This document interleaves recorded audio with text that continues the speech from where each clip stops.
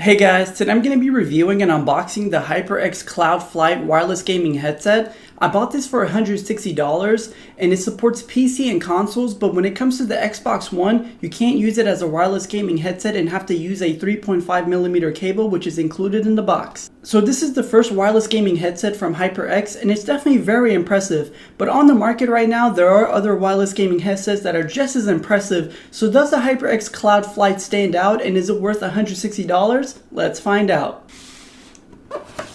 So first in the box, it comes with a manual and a welcome letter. Next, we have the headset, as well as the USB transmitter. And lastly, we have a 3.5mm cable, as well as the micro USB for charging. When it comes to the design, majority of the build is made out of plastic, but it doesn't come off as cheap or anything and still maintains a solid feel. And overall looks pretty nice, but just maybe a little tad bit on the plain side. On the ear cup, it has a red LED light with the HyperX logo, which is really cool. And then right above that, it has this red wire, which feels pretty firm.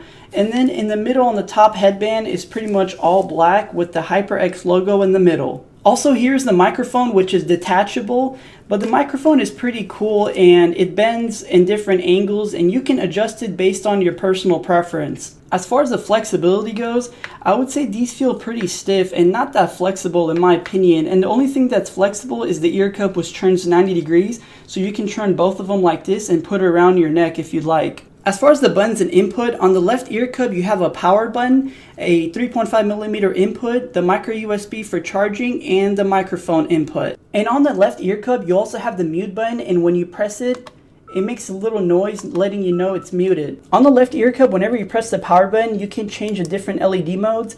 And whenever you press it, for example, this is the breathing LED mode, and then you can completely turn it off or put it on solid so it constantly stays on. And lastly, on the right ear cup, you have your volume wheel to turn it up or down. Connecting your headset is really easy. All you do is plug in your USB adapter, and if it's solid red, then that means you have a solid connection. If it's blinking, then it's either in sleep mode or it's not connected. When it comes to range, you get around 30 feet and still maintain a solid connection. And as far as the battery life, you get 30 hours with the LED lights off, 18 hours in the LED in the breathing mode, and 13 hours while the LED light is constantly on. Now, if the battery runs out, you can still continue using these wirelessly while it's charging, only with the USB adapter plugged in. So for example, if you're going to use it for your phone or other devices while it's charging, it's not going to work. Also, if the battery runs out, you can still continue using these through a wired connection, but the volume wheel and the mic won't work. Now, two things that I want to mention is that one, there isn't a way to indicate the battery life, and the only indication is that it starts beeping once it's below 20%. And second is that there isn't any software that comes on the PC where you can make adjustments to the EQ and other settings. When it comes to comfort, these are pretty lightweight and are very comfortable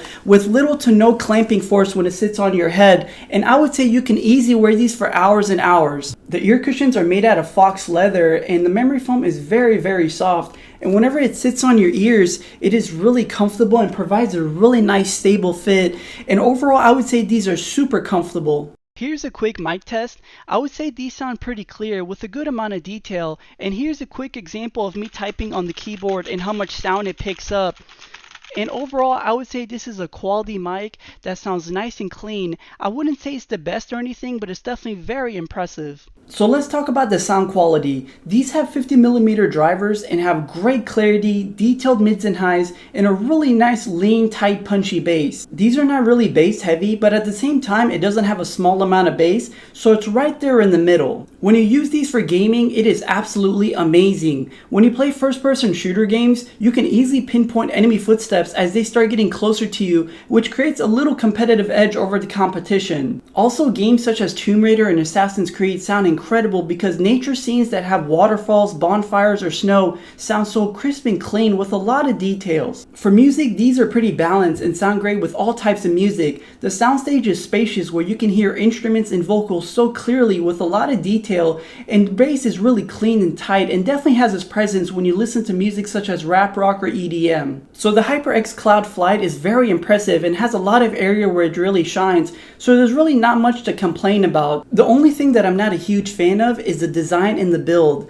the design looks a little plain and laid back in my opinion, and also it feels a little flimsy when it comes to the build. For example, the ear cups, whenever you turn them side to side, it feels like you can break them if you put too much pressure on them. So I wish they would have improved on that, because it's really important to stand out and be unique when it comes to gaming headsets, especially when you look at some of the competition such as the SteelSeries Arctic 7 wireless gaming headset, which has great sound quality and is very comfortable with an awesome sleek design for $100 whenever it goes on sale. Now I do want to mention the Arctic 7 has a little less bass and more clarity, but aside from the design and build, these really do make up in a lot of other areas and are definitely very impressive. Overall, these are a fantastic wireless gaming headset that provide outstanding comfort and sound quality. I would recommend these to anyone looking for a wireless gaming headset and are a fan of HyperX and also really like the design, then these would be a fantastic option. Thank you guys so much for watching my video. I really hope it was helpful and points you in the right direction. If you have any questions or comments, please leave them down below and I'll be sure to help you guys out. Also guys, please don't forget to hit that like and subscribe button, and until then, I'll see you guys soon. Take care.